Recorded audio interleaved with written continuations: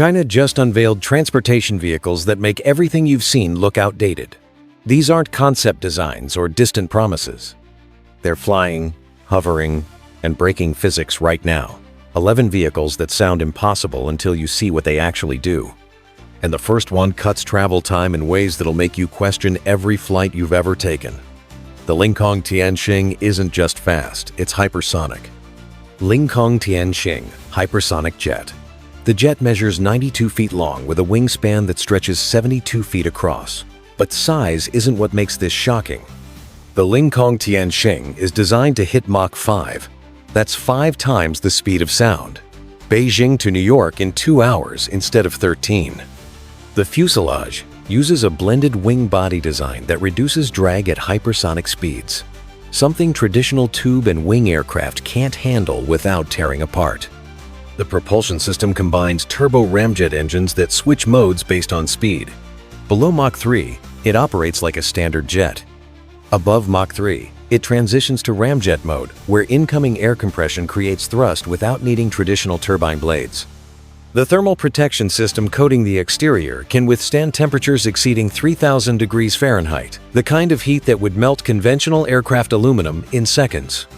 Inside, the cabin holds 50 passengers in a pressurized environment maintained by active cooling systems that counteract the extreme external heat. The cockpit integrates AI-assisted flight controls that adjust angle of attack and thrust vectoring every millisecond, because at hypersonic speeds, human reaction time isn't fast enough to prevent catastrophic instability. The landing gear retracts into reinforced bays designed to handle the structural stress of hypersonic flight, using titanium alloy struts that won't buckle under the forces involved. But hypersonic flight happens 30,000 feet up. The next vehicle does something even stranger, just 3 feet above the water. Haiyi hydrofoil passenger vessel. The Haiyi stretches 131 feet long and carries 239 passengers. But the moment it hits 15 miles per hour, the entire hull lifts out of the water. Submerged beneath the surface are 4 carbon fiber hydrofoils, shaped like aircraft wings, angled to generate lift as water flows over them. Once the hull rises, water resistance drops by 70% because you're no longer pushing a massive boat through water, you're flying above it.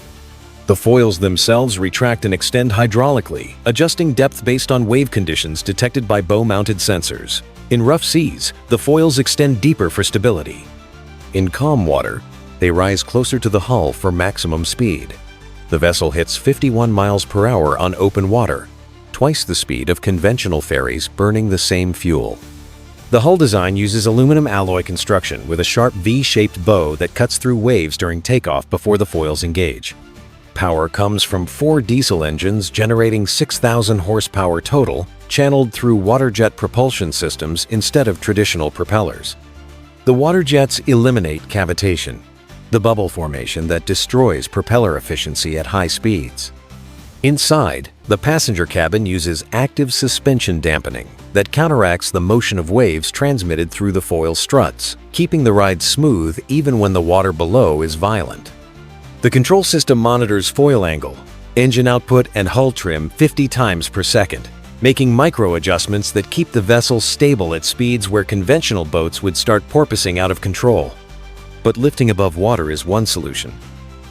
The next vehicle just drives over the problem entirely. Straddling Bus 2. The bus stands 15 feet tall, with legs that straddle 2 traffic lanes. Cars drive underneath, while the passenger cabin glides above them on rails embedded in the road.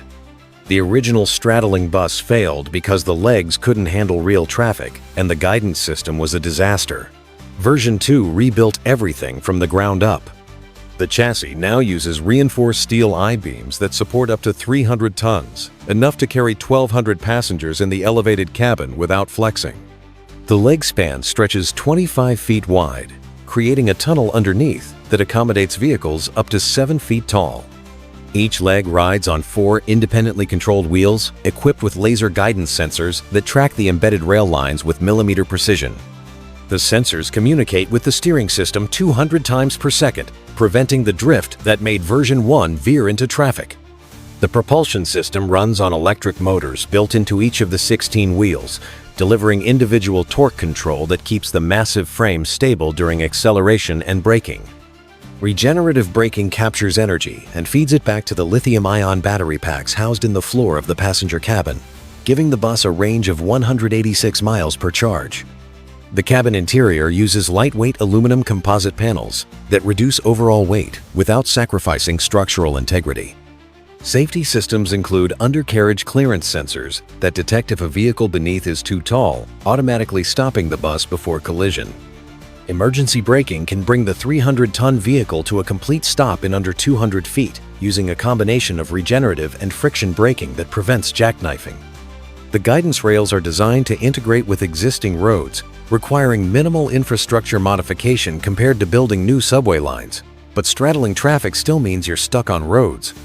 The next vehicle doesn't need them at all. Airfish 8. The Airfish 8 looks like a plane that forgot how to fly properly.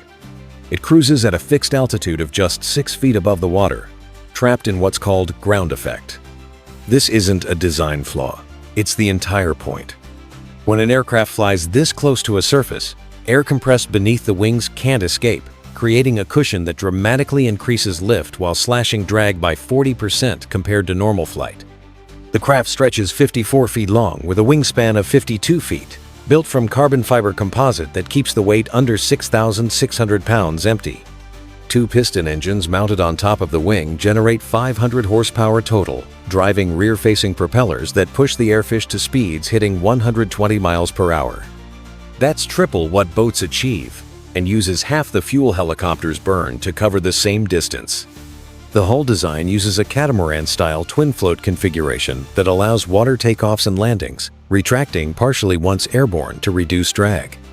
The wing sits high on the fuselage to keep it clear of waves during takeoff, while the tail section incorporates a stabilizer that prevents pitch oscillation in turbulent air. The cockpit seats 8 passengers in a pressurized cabin with panoramic windows that give unobstructed views of the water surface racing by just feet below. Flight controls use a combination of traditional aircraft systems and marine handling because the Airfish has to operate in both environments. The control surfaces include flaps, ailerons, and a marine rudder that deploys during water operations. Navigation systems integrate GPS with altimeter locks that maintain the precise 6-foot cruising height, adjusting constantly as wave conditions change beneath the craft. Then there's the challenge nobody talks about with ground effect vehicles. You can't climb. Autoflight Prosperity eVTOL. The Prosperity doesn't need to climb gradually because it takes off straight up. 8 rotors arranged in a distributed layout lift the entire aircraft vertically from a landing pad the size of 2 parking spaces. No runway, no rolling takeoff, just raw vertical thrust that gets you airborne in seconds. The airframe measures 35 feet long, with rotors spanning 38 feet across. Each rotor is powered by an independent electric motor. And here's why that matters. If one motor fails, the flight computer instantly redistributes power to the remaining 7, maintaining stable flight. The system can lose 2 motors and still land safely. The rotors themselves use variable pitch blades that adjust angle during flight, optimizing efficiency for vertical lift during takeoff, forward thrust during cruise. Once airborne, the Prosperity transitions to forward flight by tilting the entire aircraft nose down while the rear rotors provide horizontal thrust. It hits a cruise speed of 124 miles per hour with a range of 155 miles on a single charge. The battery pack consists of lithium-ion cells weighing 1,700 pounds, housed in the floor beneath the passenger cabin. The energy density allows 25 minutes of flight time. Carrying 4 passengers plus cargo, the passenger cabin uses a composite monocoque structure, meaning the outer skin bears the structural loads instead of requiring an internal frame. This cuts weight by 30% compared to traditional aircraft construction. Inside, the cabin pressurization system maintains sea-level equivalent pressure up to 10,000 feet, while active noise cancellation reduces rotor sound to conversational levels. The flight control system operates fully autonomous, using GPS, LiDAR, and inertial measurement units to navigate without pilot input. Ground control can override if needed, But the onboard AI handles takeoff, flight path management, obstacle avoidance, and landing without human intervention. But the Prosperity commits to being either an aircraft or nothing. The next vehicle refuses to choose. Kungpang Aero HT. The Aero HT drives on highways like a normal car, then splits apart and flies. The ground module is a 3,000-pound electric vehicle with 4 wheels, seats, and a cargo bay. The flight module is a quadcopter frame with 8 rotors that docks on top. When you're ready to fly, the modules separate. The flight unit lifts off carrying the passenger cabin, while the ground module stays behind, waiting for your return or driving itself to a designated pickup point. The separation mechanism uses electromagnetic locks and motorized alignment pins that connect the 2 modules in under 60 seconds. 4 locking points on the ground module's roof mate with receivers on the flight module's undercarriage, creating a rigid connection that handles road vibrations and flight stresses. Once locked, the combined vehicle weighs 5,900 pounds and can drive at highway speeds up to 75 miles per hour. The flight module houses 8 electric motors, each producing 50 horsepower. The rotors span 27 feet across when fully deployed, but fold for ground transport, reducing width to 8 feet so the combined vehicle fits in standard parking spaces. The battery system is split between both modules. The ground module carries batteries for driving. The flight module carries batteries for flying. Combined flight time reaches 35 minutes with a range of 50 miles in the air. Transition from drive to flight takes 3 minutes. The passenger cabin, which seats 2 people, remains attached to the flight module during separation. You stay in your seat while the ground module disconnects and the rotors deploy. Flight controls use the same autonomous system as dedicated eVTOLs, with GPS, waypoint navigation, and automatic obstacle avoidance. Landing reverses the process. The flight module descends, aligns with the ground module using optical sensors and GPS positioning, then locks back into place. The ground module isn't just a platform. It drives independently using Level 4 autonomous capability, meaning it can navigate traffic, park itself, and meet you at a different location after you've flown somewhere. The electric drivetrain produces 300 horsepower with a ground range of 430 miles per charge. But splitting into modules adds complexity. The next vehicle eliminates the car part completely. EHang 216. The EHang 216 is just a passenger pod with 16 rotors and no pilot. The aircraft measures 19 feet long, 18 feet wide, and 6 feet tall. Everything is controlled by software. You climb into the 2-seat cabin, select your destination on a touchscreen, and the aircraft handles the rest. Takeoff, navigation, and landing happen without human input. The 16 rotors are arranged in 8 arms, extending from a central frame, with 2 counter-rotating propellers per arm. Counter-rotation cancels out torque, keeping the aircraft stable without needing a tail rotor like helicopters use. Each rotor is powered by an independent motor, and the system can lose up to 4 motors and still maintain controlled flight. The redundancy goes deeper. Dual battery systems, dual flight computers, dual sensor arrays. If one fails, the backup takes over instantly. The frame uses carbon fiber construction, weighing just 573 pounds empty. Maximum takeoff weight is 793 pounds, which includes 2 passengers and minimal cargo. The battery pack provides enough power for 21 miles of flight at a cruise speed of 81 miles per hour. Recharge time is 2 hours using standard charging or 90 minutes with fast charging systems.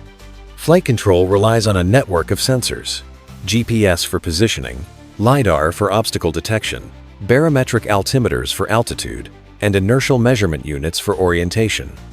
The flight computer processes data from all sensors simultaneously, adjusting rotor speed on each of the 16 motors independently to maintain stability. Wind gusts, weight shifts, emergency maneuvers, the system compensates in milliseconds. The passenger cabin is fully enclosed with panoramic windows and climate control. Communication with ground control happens through 4G LTE, with the system transmitting flight data, position, and status continuously. If communication drops, the aircraft follows pre-programmed emergency protocols, either returning to launch point or landing at the nearest designated site. But the EHang prioritizes passengers and range over everything else. The next vehicle said, "Forget passengers, make it fast." Kungpang X2 eVTOL. The X-2 stripped out everything that wasn't about pure flight performance. No ground module, no hybrid capability, no compromise. Just a lightweight eVTOL built to prove how fast electric vertical flight can actually get. The airframe weighs 793 pounds empty, using a skeletal carbon fiber structure that eliminates excess material while maintaining strength. 8 rotors mounted on 4 arms provide lift, arranged in the same counter-rotating configuration as the E-hang, but tuned for speed over endurance. The rotor diameter measures 7 feet each, smaller than cargo-focused eVTOLs, but spinning faster to generate the thrust needed for aggressive maneuvering. Each motor delivers peak output that pushes the X-2 to a top speed of 81 miles per hour in level flight, but the real performance shows during climbs and acceleration. The thrust-to-weight ratio hits 2:1, meaning the aircraft can climb vertically at rates that make passenger eVTOLs look sluggish. The cockpit seats 2 in a minimalist cabin with a fighter jet-style canopy that provides 360-degree visibility. Weight savings show everywhere. The seats use exposed carbon fiber shells. The controls are a single tablet interface. No soundproofing, no climate control system, no luxury features adding pounds. Flight time maxes out at 35 minutes with a range of 43 miles, sacrificing endurance for the performance envelope. The landing gear uses fixed skids instead of retractable wheels, again saving weight and mechanical complexity. The battery pack sits low in the frame, creating a center of gravity that enables the aggressive pitch and roll angles the X-2 uses during high-speed flight. Power output peaks at 430 kilowatts, channeled through controllers that can dump full power to individual rotors in milliseconds for emergency maneuvers. Flight testing pushed the X-2 through aerobatic profiles that would ground passenger-focused eVTOLs. Steep banks, rapid altitude changes, maximum speed sprints. The airframe handled it because there's no passenger comfort to protect, no regulatory restrictions designed around commercial operations. This is a proof of concept for what electric flight can do when you stop worrying about anything except going fast. But even at 81 miles per hour, you're still slow compared to what happens when you remove the air entirely.